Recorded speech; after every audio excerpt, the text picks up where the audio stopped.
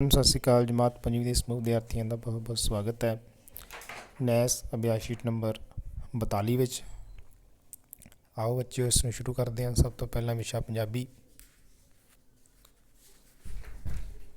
ਇੱਕ ਛੋਟਾ ਪਹਿਰਾ ਜਿਹੜਾ ਅਸੀਂ ਪੜ੍ਹਾਂਗੇ। ਪਹਿਰੇ ਨੂੰ ਪੜ੍ਹਨ ਤੋਂ ਬਾਅਦ ਫਿਰ ਉੱਤਰਾਂ ਦੀ ਪੜਤਾਲ ਕਰਾਂਗੇ। ਸਾਡੇ ਦੇਸ਼ ਦਾ ਨਾਂ ਭਾਰਤ ਹੈ। ਇਸ ਨੂੰ ਹਿੰਦੁਸਤਾਨ ਵੀ ਕਿਹਾ ਜਾਂਦਾ ਹੈ। ਸਾਰੀ ਦੁਨੀਆ ਵਿੱਚ ਇਸ ਦੀ ਨਿਰਾਲੀ ਸ਼ਾਨ ਹੈ। ਇਸ ਦੇ ਖੇਤਾਂ ਵਿੱਚ ਹਰੀਆਂ ਭਰੀਆਂ ਫਸਲਾਂ ਹੁਲਾਰੇ ਮਾਰਦੀਆਂ ਹਨ। ਇਸ ਦੇ ਕਿਸਾਨ ਬਹੁਤ ਮਿਹਨਤੀ ਹਨ। ਇਸ ਦੇ ਉੱਤਰ ਵਾਲੇ ਪਾਸੇ ਹਿਮਾਲਾ ਪਰਬਤ ਹੈ। ਇਹ ਪਰਬਤ ਸਦੀਆਂ ਤੋਂ ਸਾਡੇ ਲਈ ਵਰਦਾਨ ਬਣਿਆ ਹੋਇਆ ਹੈ। ਇਸ ਦੀ ਖੂਬਸੂਰਤੀ ਦੇਖਣ ਵਾਲੀ ਹੈ। ਇਸ ਪਰਬਤ ਦੇ ਉੱਚੇ ਪਹਾੜ ਅੰਬਰਾਂ ਨੂੰ ਛੂਹੰਦੇ ਜਾਪਦੇ ਹਨ। ਇਸ ਦੀਆਂ ਉੱਚੀਆਂ ਪਹਾੜੀਆਂ ਬਰਫ਼ ਨਾਲ ਢੱਕੀਆਂ ਰਹਿੰਦੀਆਂ ਹਨ। ਪਹਾੜੀ ਖੇਤਰਾਂ ਵਿੱਚ ਤਰ੍ਹਾਂ ਤਰ੍ਹਾਂ ਦੇ ਫਲ ਮਿਲਦੇ ਹਨ। ਸਾਡੇ ਦੇਸ਼ ਵਿੱਚ ਅਲੱਗ-ਅਲੱਗ ਧਰਮਾਂ ਦੇ ਲੋਕ ਬਹੁਤ ਪਿਆਰ ਨਾਲ ਰਹਿੰਦੇ ਹਨ। ਭਾਰਤ ਦੇ ਲੋਕ ਆਪਣੇ ਦੇਸ਼ ਲਈ ਲੋੜ ਪੈਣ 'ਤੇ ਜਾਨ ਵੀ ਵਾਰ ਦਿੰਦੇ ਹਨ। ਸੋ ਇਸੀ ਬੱਚਿਓ ਪਹਿਰਾ। ਹੁਣ ਨਿਮਨ ਲਿਖਤ ਜਿਹੜਾ ਪਹਿਰਾ ਹੈ, ਪ੍ਰਸ਼ਨਾਂ ਦੇ ਉੱਤਰਾਂ ਵਿੱਚੋਂ ਸਹੀ ਉੱਤਰਾਂ ਦੀ ਆਪਾਂ ਚੋਣ ਕਰਕੇ ਚੱਕਰ ਦਾ ਨਿਸ਼ਾਨ ਲਾਵਾਂਗੇ। ਸਭ ਤੋਂ ਪਹਿਲਾ ਪ੍ਰਸ਼ਨ, ਭਾਰਤ ਦੇ ਉੱਤਰ ਵੱਲ ਕਿਹੜਾ ਪਰਬਤ ਹੈ? ਤਾਂ ਬਹੁਤ ਹੀ ਆਸਾਨ ਹੈ। ਇਹ ਕਵਿਤਾ ਸਾਰਿਆਂ ਨੇ, ਕਵਿਤਾ ਨੰਬਰ 1 ਹੈ, ਸਾਰਿਆਂ ਨੇ ਪੜ੍ਹੀ ਹੈ। ਭਾਰਤ ਦੇ ਉੱਤਰ ਵੱਲ ਕੀ ਕਾਲਾ ਪਰਬਤ ਹੈ, ਐੜਾ ਹਿਮਾਲਾ ਪਰਬਤ ਹੈ, ਚਿੱਟਾ ਪਰਬਤ ਹੈ ਜਾਂ ਲੂਣ ਦਾ ਪਰਬਤ ਹੈ? ਸੋ ਭਾਰਤ ਦੇ ਉੱਤਰ ਵੱਲ ਜਿਹੜਾ ਹੈ ਬੱਚਿਓ ਉਹ ਹੈ ਹਿਮਾਲਾ ਪਰਬਤ। ਪ੍ਰਸ਼ਨ ਨੰਬਰ 2, ਉੱਚੇ ਪਹਾੜ ਡੈਸ਼ ਨੂੰ ਛੂਹੰਦੇ ਜਾਪਦੇ ਹਨ। ਕਿਸ ਨੂੰ ਛੂਹੰਦੇ ਜਾਪਦੇ ਬੱਚਿਓ? ਧਰਤੀ ਨੂੰ, ਰੁੱਖਾਂ ਨੂੰ, ਅੰਬਰਾਂ ਨੂੰ ਕਿ ਬੱਦਲਾਂ ਨੂੰ? ਸੋ ਇਹ ਅੰਬਰਾਂ ਨੂੰ ਛੂਹੰਦੇ ਜਾਪਦੇ ਹਨ। ਉੱਤਰ ਆਏਗਾ ਏੜੀ। ਪ੍ਰਸ਼ਨ ਨੰਬਰ 3, ਇਸ ਦੇ ਕਿਸਾਨ ਬਹੁਤ ਮਿਹਨਤੀ ਹਨ। ਹੁਣ ਜਿਹੜਾ ਮਿਹਨਤੀ ਸ਼ਬਦ ਹੈ ਬੱਚਿਓ, ਜਿਹੜਾ ਲਕੀਰਾ ਸ਼ਬਦ ਹੈ, ਇਸ ਦਾ ਵਿਰੋਧੀ ਸ਼ਬਦ ਲਿਖਣਾ ਹੈ। ਸੋ ਮਿਹਨਤੀ ਦਾ ਵਿਰੋਧੀ ਸ਼ਬਦ ਕੀ ਹੁੰਦਾ ਹੈ? ਆਲਸੀ, ਹਿੰਮਤੀ, ਉਦਮੀ ਜਾਂ ਕਾਮਾ। ਸੋ ਇਸ ਦਾ ਜਿਹੜਾ ਵਿਰੋਧੀ ਸ਼ਬਦ ਹੁੰਦਾ ਬੇਟਾ ਮਿਹਨਤੀ ਦਾ, ਉਹ ਆਲਸੀ ਹੁੰਦਾ ਹੈ। ਉੱਤਰ ਆਏਗਾ ਊੜਾ।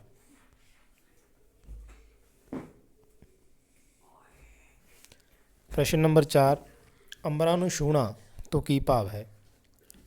ਊੜਾ ਅੰਬਰਾਂ ਨੂੰ ਹੱਥ ਲਾਉਣਾ, ਐੜਾ ਬਹੁਤ ਉੱਚਾ, ਈੜੀ ਬੱਦਲਾਂ ਨੂੰ ਛੂਹ ਲੈਣਾ, ਸੱਸਾ ਬਹੁਤ ਨੀਵਾਂ। ਸੋ ਗੱਲ ਉਚਾਈ ਦੀ ਕੀਤੀ ਗਈ ਹੈ। ਸੋ ਅੰਬਰਾਂ ਨੂੰ ਹੱਥ ਲਾਉਣਾ ਨਹੀਂ ਹੈ, ਬਹੁਤ ਉੱਚਾ ਇਸ ਦਾ ਉੱਤਰ ਹੈ। ਉੱਤਰ ਆਏਗਾ ਐੜਾ। ਪ੍ਰਸ਼ਨ ਨੰਬਰ 5, ਇਸ ਪਹਿਰੇ ਵਿੱਚ ਕਿਸ ਬਾਰੇ ਗੱਲ ਕੀਤੀ ਗਈ ਹੈ? ਪਹਾੜਾਂ ਬਾਰੇ, ਐੜਾ ਫਲਾਂ ਬਾਰੇ, ਈੜੀ ਰੁੱਖਾਂ ਬਾਰੇ ਜਾਂ ਸੱਸਾ ਭਾਰਤ ਦੇਸ਼ ਬਾਰੇ? ਸੋ ਇਸ ਪਹਿਰੇ ਵਿੱਚ, ਇਸ ਕਵਿਤਾ ਵਿੱਚ ਸਾਰੇ ਦੇਸ਼ ਬਾਰੇ ਹੀ, ਭਾਰਤ ਬਾਰੇ ਗੱਲ ਕੀਤੀ ਗਈ ਹੈ।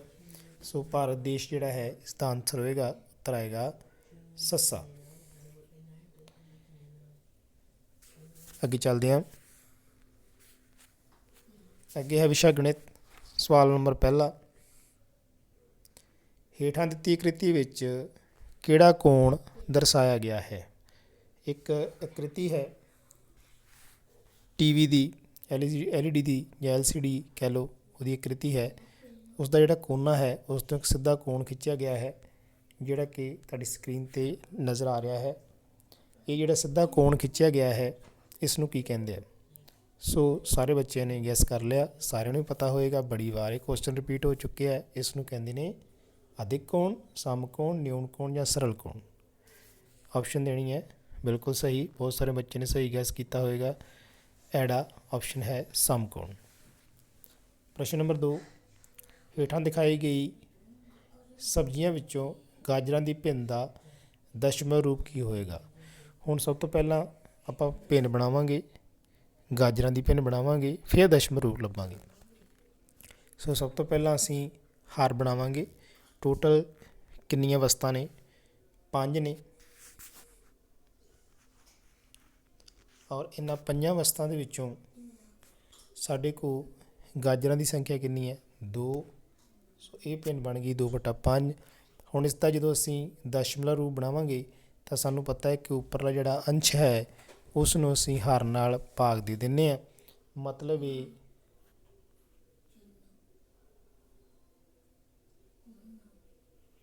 ਕਿ ਇਸ ਤਰ੍ਹਾਂ ਅਸੀਂ ਭਾਗ ਦੇਣਾ ਹੈ। ਹੁਣ ਕਿਉਂਕਿ 2 ਛੋਟਾ ਹੈ, 5 ਵਾਲੇ ਪਹਾੜੇ ਦੇ ਵਿੱਚ ਇੱਕ ਵਿੱਚ ਵੀ ਨਹੀਂ ਆਏਗਾ, ਇਸ ਕਰਕੇ ਅਸੀਂ ਸ਼ੁਰੂ 'ਚ ਹੀ ਦਸ਼ਮਲਵ ਲਗਾਵਾਂਗੇ ਤਾਂ ਦਸ਼ਮਲਵ ਦੀ ਜਗ੍ਹਾ 'ਤੇ ਸਾਨੂੰ 0 ਪ੍ਰਾਪਤ ਹੋ ਜਾਏਗਾ। ਔਰ 5 ਚੌਕੇ 20, 5 ਨੂੰ 4 ਨਾਲ ਗੁਣਾ ਕਰਾਂਗੇ ਤਾਂ ਉੱਤਰ 20 ਆ ਜਾਏਗਾ। ਸੋ ਮਤਲਬ ਕਹਿਣ ਦਾ ਇਹ ਕਿ ਸਾਡੇ ਕੋਲ 0.4 ਜਾਂ 0.4 ਉੱਤਰ ਆ ਜਾਵੇਗਾ, ਜਿਹੜਾ ਕਿ ਸਾਡੇ ਕੋਲ ਹੈ ਈਡੀ। ਸੋ ਈਡੀ ਇਹਦਾ ਜਿਹੜਾ ਸਹੀ ਉੱਤਰ ਹੋਏਗਾ। ਗਾਜਰਾਂ ਦੀ ਪਿੰਨ ਦਾ ਦਸ਼ਮਲਵ ਰੂਪ ਸਾਨੂੰ ਪ੍ਰਾਪਤ ਹੋ ਜਾਏਗਾ। ਪ੍ਰਸ਼ਨ ਨੰਬਰ 3, ਹੇਠਾਂ ਦਿੱਤੇ ਚਿੱਤਰ ਨੂੰ ਧਿਆਨ ਨਾਲ ਦੇਖੋ।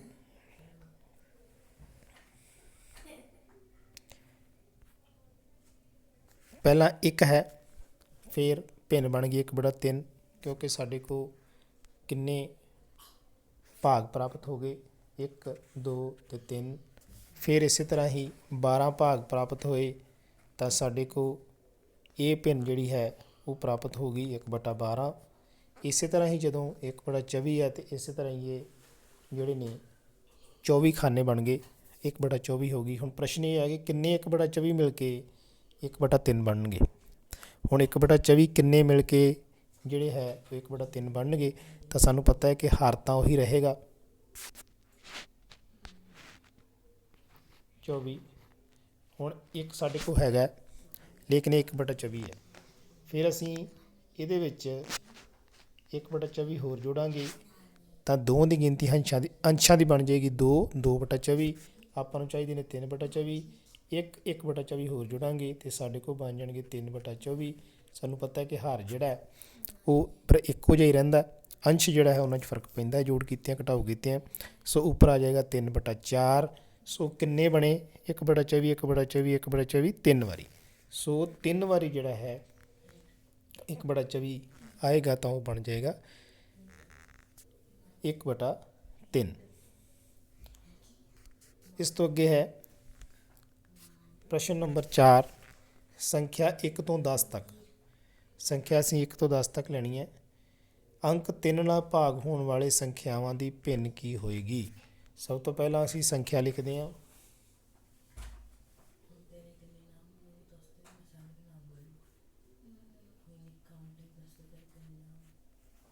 ਹੁਣ ਦੇਖਣਾ ਇਹਦੇ ਵਿੱਚੋਂ 3 ਨਾਲ ਕਿਹੜੀ ਕਿਹੜੀਆਂ ਸੰਖਿਆਵਾਂ ਜਿਹੜੀਆਂ ਨੇ ਉਹ ਭਾਗ ਹੋ ਜਾਂਦੀਆਂ ਨੇ।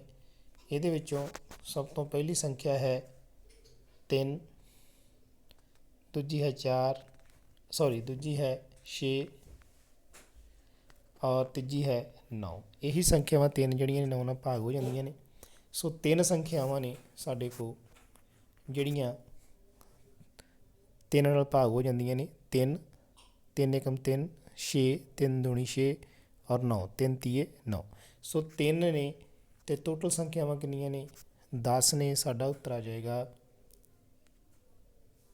3/10। ਇਸੇ ਦੀ ਆਪਾਂ ਪਿੰਨ ਬਣਾਉਣੀ ਸੀ। ਅੱਗੇ ਚੱਲਦੇ ਹਾਂ।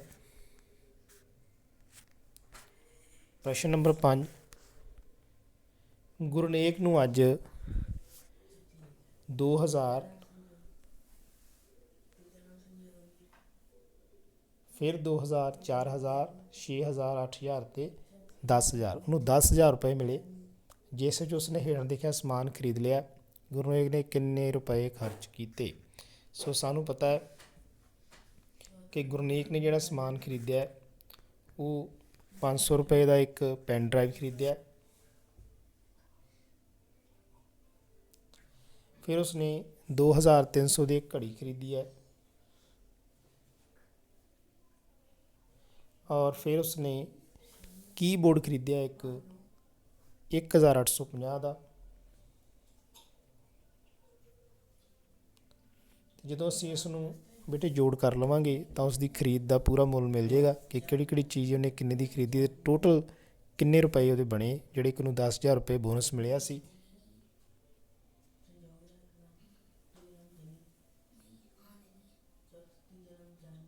₹4650 ਰੁਪਏ ਨੇ ਖਰਚੇ ਨੇ। ਉੱਤਰ ਸਾਡਾ ਜਿਹੜਾ ਹੈ ਉਹ ਆ ਜਾਏਗਾ ਈੜੀ।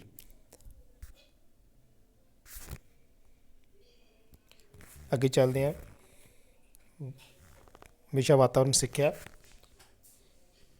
ਨਕਸ਼ੇ ਦੀ ਮਦਦ ਨਾਲ ਨਿਮਨ ਪ੍ਰਸ਼ਨਾਂ ਦੇ 1 ਤੋਂ 2 ਤੱਕ ਜਿਹੜੇ ਉੱਤਰ ਹੈ ਉਹ ਦੇਣੇ ਆ। ਪਹਿਲਾ ਪ੍ਰਸ਼ਨ ਹੈ, ਜੇਠਾ ਲਾਲ ਗੁਜਰਾਤ ਦੇ ਅਹਿਮਦਾਬਾਦ ਸ਼ਹਿਰ ਵਿੱਚ ਰਹਿੰਦਾ ਹੈ। ਉਸਨੇ ਪੱਛਮੀ ਬੰਗਾਲ ਰਾਜ ਦੀ ਰਾਜਧਾਨੀ ਕਲਕੱਤੇ ਜਾਣਾ ਹੈ। ਉਸ ਨੂੰ ਕਿਸ ਦਿਸ਼ਾ ਵੱਲ ਜਾਣਾ ਪਏਗਾ? ਆਓ ਨਕਸ਼ੇ 'ਤੇ ਚੱਲਦੇ ਹਾਂ। ਹੁਣ ਜੇਠਾ ਰਾਮ ਜਿਹੜਾ ਹੈ ਉਹ ਗੁਜਰਾਤ ਦੇ ਸ਼ਹਿਰ 'ਚ ਰਹਿੰਦਾ ਹੈ, ਮਤਲਬ ਕਿ ਉਹ ਇੱਥੇ ਨਿਵਾਸ ਕਰਦਾ ਹੈ ਔਰ ਉਸਨੇ ਜਾਣਾ ਹੈ ਪੱਛਮੀ ਬੰਗਾਲ ਦੇ ਕੋਲਕਾਤਾ ਸ਼ਹਿਰ ਦੇ ਵਿੱਚ। ਤਾਂ ਉਸ ਨੂੰ ਇੱਥੋਂ ਚੱਲ ਕੇ ਕਿੱਥੇ ਜਾਣਾ ਪਏਗਾ?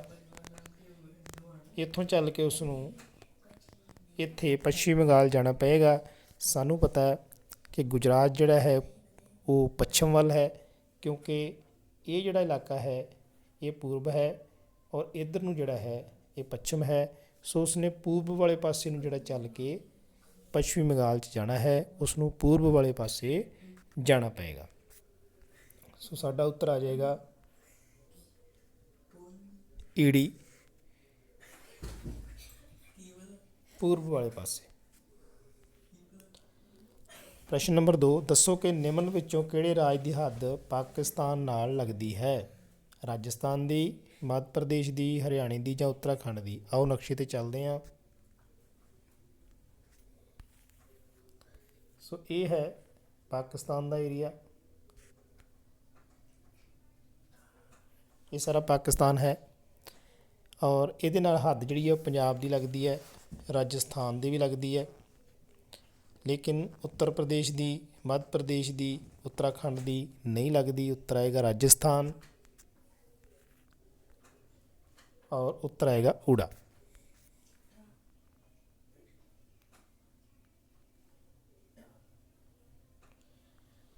ਪ੍ਰਸ਼ਨ ਨੰਬਰ 3, ਜੰਗਲਾਂ ਦੀ ਕਟਾਈ ਸੰਬੰਧੀ ਹੇਠ ਲਿਖਿਆਂ ਵਿੱਚੋਂ ਕਿਹੜਾ ਵਾਕ ਗਲਤ ਹੈ? ਹੁਣ ਗਲਤ ਵਾਕ ਚੁਣਨਾ ਹੈ। ਊੜਾ, ਇਸ ਨਾਲ ਆਦਿਵਾਸੀ ਲੋਕਾਂ ਦਾ ਜੀਵਨ ਜਿਹੜਾ ਮੁਸ਼ਕਿਲ 'ਚ ਪੈ ਜਾਂਦਾ, ਬਿਲਕੁਲ ਪੈ ਜਾਂਦਾ। ਰੁੱਖਾਂ ਦੀ ਕਟਾਈ ਹੋਏਗੀ ਤਾਂ ਆਦਿਵਾਸੀ ਲੋਕ ਜਿਹੜੇ ਨੇ ਉਹ ਕਿੱਥੇ ਰਹਿਣਗੇ, ਉਹਨਾਂ ਵਾਸਤੇ ਮੁਸ਼ਕਿਲ ਕ੍ਰੀਏਟ ਹੋ ਜਾਏਗੀ ਬੱਚਿਓ। ਦੂਸਰਾ ਹੈ, ਇਸ ਨਾਲ ਧਰਤੀ ਦੀ ਉਪਜਾਊ ਪਰਤ ਜਿਹੜੀ ਹੈ ਕਮਜ਼ੋਰ ਹੋ ਕੇ ਖੁਰਨ ਲੱਗਦੀ ਹੈ। ਬਿਲਕੁਲ ਸਹੀ ਹੈ, ਇਹ ਵੀ ਸਹੀ ਹੈ। ਈੜੀ ਹੈ, ਇਸ ਨਾਲ ਕਿਸੇ ਸਥਾਨ ਦੇ ਤਾਪਮਾਨ 'ਚ ਤਬਦੀਲੀ ਆ ਜਾਂਦੀ। ਬਿਲਕੁਲ, ਰੁੱਖ ਕੱਟਣ ਨਾਲ ਜਿਹੜਾ ਹੈ ਤਾਪਮਾਨ ਵੱਧਦਾ ਬੱਚਿਓ, ਗਰਮੀ ਵੱਧਦੀ ਹੈ, ਤਾਪ ਵੱਧਦਾ, ਬਾਰਿਸ਼ ਘੱਟ ਹੁੰਦੀ ਹੈ, ਆਪਣੇ ਆਪ ਤਾਪਮਾਨ 'ਚ ਫਰਕ ਪੈ ਜਾਂਦਾ। ਚੌਥਾ, ਇਸ ਨਾਲ ਜਲ ਚੱਕਰ ਨੂੰ ਕੋਈ ਨੁਕਸਾਨ ਨਹੀਂ ਪਹੁੰਚਦਾ। ਤਾਂ ਜਲ ਚੱਕਰ ਨੂੰ ਨੁਕਸਾਨ ਪਹੁੰਚਦਾ ਹੈ, ਬਾਰਿਸ਼ ਨਹੀਂ ਹੁੰਦੀ। ਸੋ ਉੱਤਰ ਆ ਜਾਏਗਾ ਸੱਸਾ, ਜਿਹੜਾ ਕਿ ਗਲਤ ਹੈ। ਪ੍ਰਸ਼ਨ ਨੰਬਰ 4, ਮੋਹਨ ਦੇ ਪਿੰਡ ਵਿੱਚ ਨਹਿਰ ਟੁੱਟ ਜਾਣ ਕਰਕੇ ਸਾਰਾ ਪਿੰਡ ਪਾਣੀ ਨਾਲ ਭਰ ਗਿਆ ਹੈ। ਮੋਹਨ ਨੂੰ ਕੀ ਕਰਨਾ ਚਾਹੀਦਾ ਹੈ? ਊੜਾ, ਪਾਣੀ ਵਿੱਚ ਨਹਾਉਣਾ ਚਾਹੀਦਾ ਹੈ। ਐੜਾ, ਪਾਣੀ ਦੀ ਘਰੇਲੂ ਵਰਤੋਂ ਬਾਰੇ ਸੋਚਣਾ ਚਾਹੀਦਾ ਹੈ। ਈੜੀ, ਪਾਣੀ ਵਿੱਚੋਂ ਨਿਕਲਣ ਲਈ ਲੋਕਾਂ ਦੀ ਮਦਦ ਕਰਨੀ ਚਾਹੀਦੀ ਹੈ। ਸੱਸਾ, ਕੁਝ ਨਹੀਂ ਕਰਨਾ ਚਾਹੀਦਾ। ਤਾਂ ਹੋਰ ਉਹ ਕੁਛ ਕਰੇ ਨਾ ਕਰੇ, ਲੇਕਿਨ ਉਹਨੂੰ ਲੋਕਾਂ ਦੀ ਮਦਦ ਅਤੇ ਆਪਣੀ ਮਦਦ ਕਰਨੀ ਚਾਹੀਦੀ ਹੈ। ਸੋ ਉੱਤਰ ਆਏਗਾ ਈੜੀ। ਪ੍ਰਸ਼ਨ ਨੰਬਰ 5, ਬੱਕਰੀ, ਹਿਰਨ ਅਤੇ ਗਾਂ ਨਿਮਨ ਵਿੱਚੋਂ ਕਿਹੜਾ ਸਾਂਝਾ ਗੁਣ ਰੱਖਦੇ ਹਨ?